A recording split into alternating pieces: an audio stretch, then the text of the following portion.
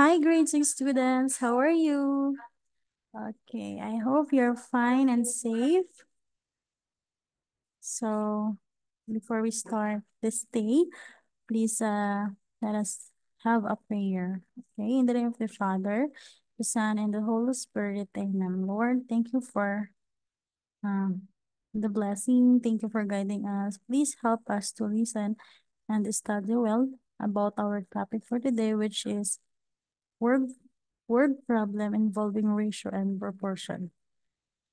I hope we understand the topic very well, and in Jesus' name we pray. Amen. Okay. So last week or last Monday we talked about what is a ratio.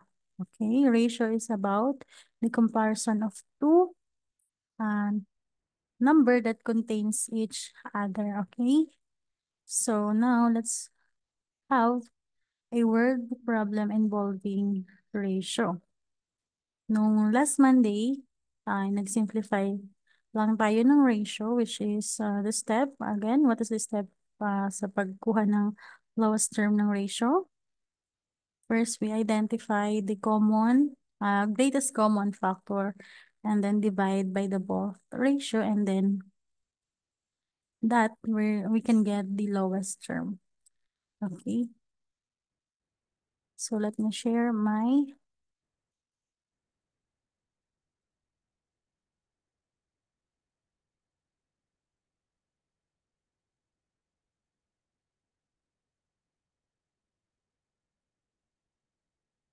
okay. So as you can see, our topic is a word problem about ratio and proportion. Okay, what is a word problem? A word problem po in math is a math question written as one sentence or more than that requires children to apply their math knowledge to a real life scenario. Okay, in math problem, we apply it in a real life scenario where you can think critically critically analyze the problem, understand the problem, and give a solution. Okay. So sometimes word problem can be tricky. So all you need to do is to do what? You all need to do is to understand the problem. It, read it with comprehension. Okay.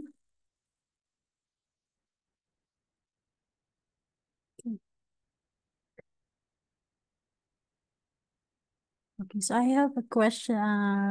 Mm, problem here in a group of doctor and in a group, the ratio of doctors and lawyers is 5:4. If the total number of people in the group is 72, what is the number of the lawyers in the group? So that is you're going to read. First step is you're going to read the problem. Yan. Step 1, understand the problem. You're going to read it with comprehension. Ano nga ba yung tinatanong? So, ang tinatanong dyan is the numbers of the lawyers in the group. Ayan. Next, after you read the number with comprehension, you're going to analyze the problem.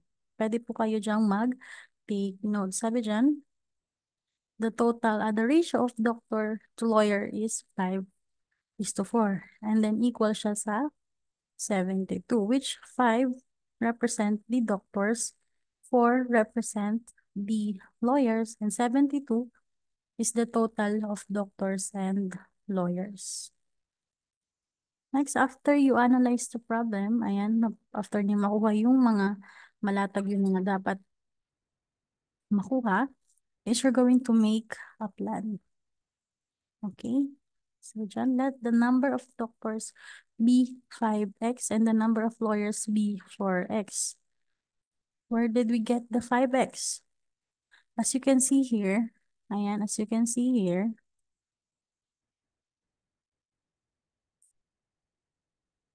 the ratio here is naka-lowest term na. So, ang gagawin lang natin, is we're going to ibalik lang natin siya sa original ratio niya. Okay? So, let's continue. So, then 5x plus 4x is equal to 72. Bakit nagkaroon dito ng sign? If we add the 5x plus 4x, dapat mag-i-equal siya dito sa 72. Okay, so in polynomials, if we have like terms, ayan, we're going to combine it. That's why we're going to have 9x is equal to 72. After that, we're going to divide both side by 9. Okay, then this is what gonna happen. 9x over 9 is equal to 72 over 9. Cancel the 9. And then divide 72 by 9. And then we can get dx is equal to 8. After that, we're going to substitute the value of x to 4x. Diba yung 4x represent siya sa number ng lawyer. Okay, so 4 times 8 is equal to 32. Then therefore, the total number of lawyers is 32. Okay? Ang una nating gagawin, always remember if we encounter the word problem, the first step you'll need to do is to read the problem, understand with comprehension, analyze, make a plan, and then carry out the plan. Next example. If the ratio of chocolates to ice cream cones in a box is 5:8 and the number of chocolate is 30. Find the number of ice cream cones. Ayan. Again, what are we going to find? The number of ice cream cones. Okay, solution.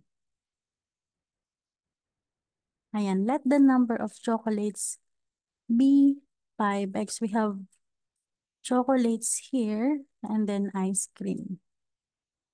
Ayan. Let the chocolates be 5x and the number of ice cream cones be 8x. Next.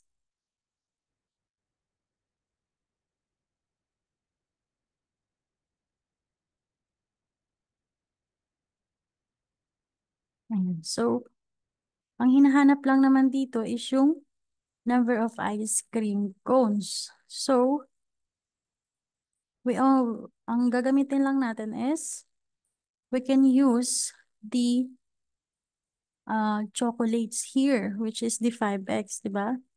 And then, equal to sa total ng chocolates here.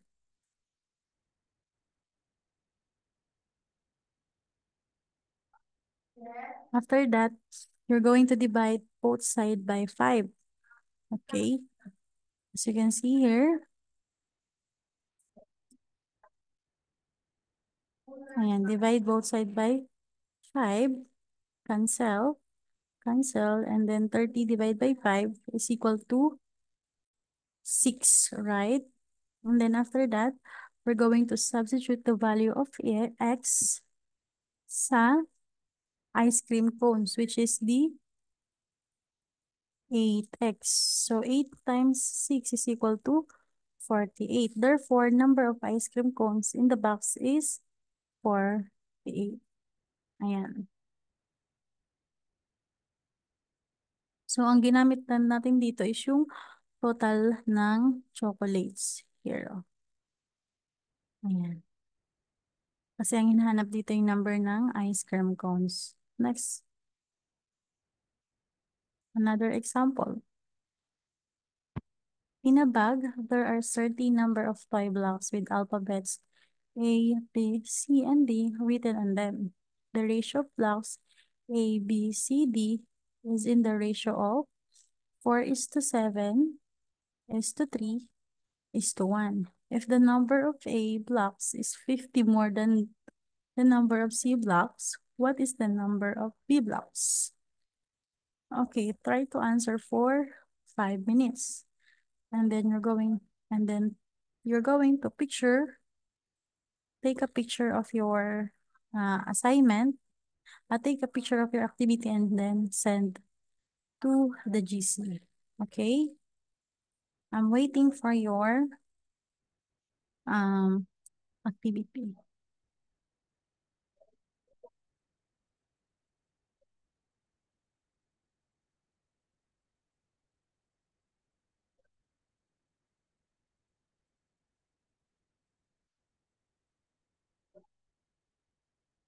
You can pause this video and then answer that.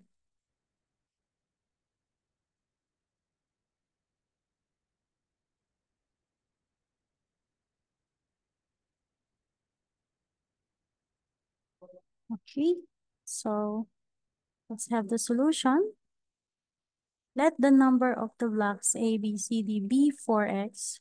4x represent the A blocks, and then 7x represent the B blocks, which is what are we going to find, and then 3x represent the C blocks, and then the 1x here respectively represent the D. Okay. 4x is equal, next step is 4x is equal to 3x plus 50. So, saan galing yung 3x plus 50? And 3x plus 50 here is the total of A blocks. So, according to this problem, the number of A blocks is the number of A blocks. So, we're going to put 4x here is equal sa 50 more than the number of C blocks. Okay, yung 3x dito is from C blocks. And then sabi pa, 50 more than the number of C blocks. That's why we have 50 here. The total of A blocks is 3x plus 450. Okay, I hope you understand that. Next. Okay, this is yan. And then in polynomials, ayan, tinatranspose natin ito sa kabila, di ba? Itong 3x dito sa kabilang side. Okay, transpose the 3x to the other side. So, ano mangyayari sa kanya?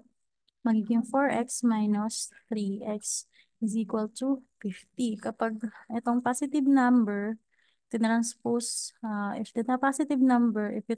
positive number to the other side, it will become negative. Then if you transpose the negative 3x or negative number to the other side, it will become positive. Okay? And then 4x minus 3x is equal to 1x. Hindi na natin siya nilagay dito sa una.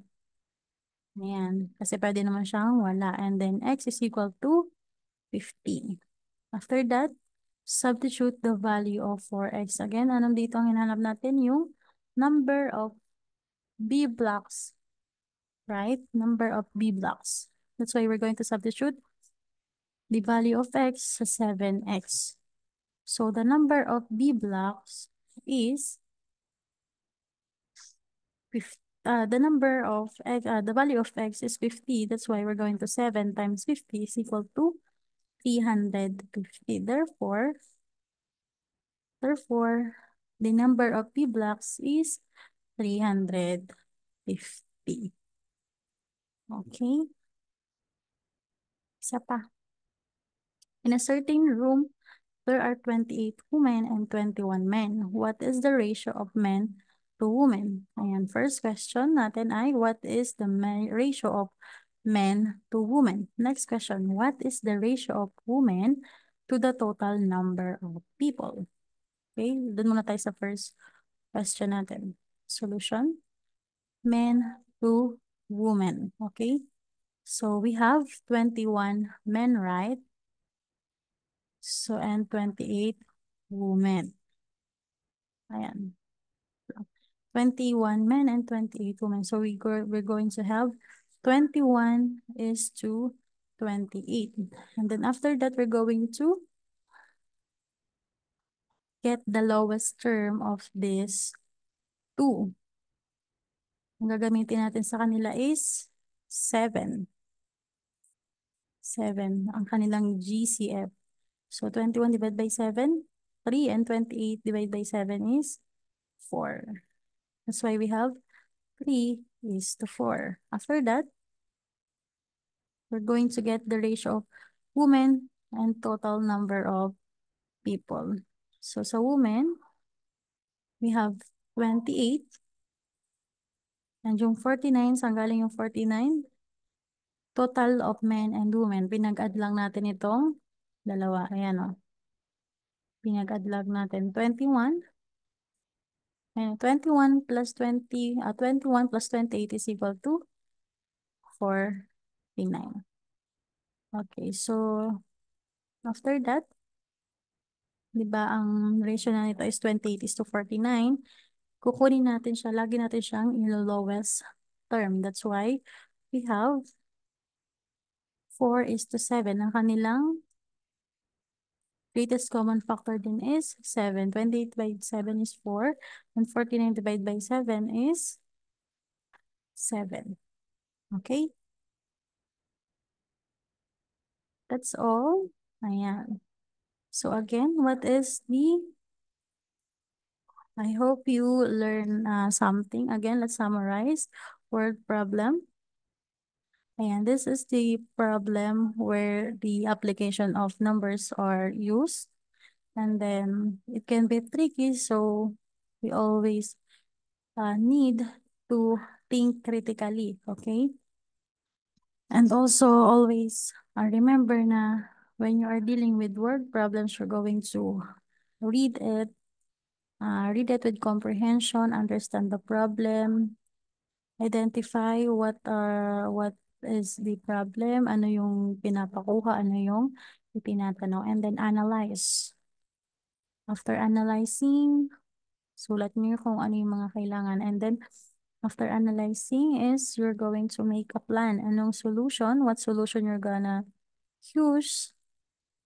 And then, after the make a plan, you're going to carry out the plan. You're going to apply the solution. Okay? First, understand the problem, analyze, make a plan, and carry out the plan. Okay, so parang buhay lang din yan ng tao. Parang lang pag nagkakaproblema ang isang tao. Hindi lang tayo basta-bastang nag-move. Kung hindi nag-iisip tayo, inuunawa natin. And then, alam niyo po, ang isa sa mga uh, pinaka magandang um, solusyon sa ating mga problema is to pray to God to help you. Okay? Yun lang po. Sana I hope you learned something from today. And when you're going to have, kapag nandito na kayo sa, sa school, is we're going to practice word problem, solving word problem. Okay, bye-bye. Please stay safe.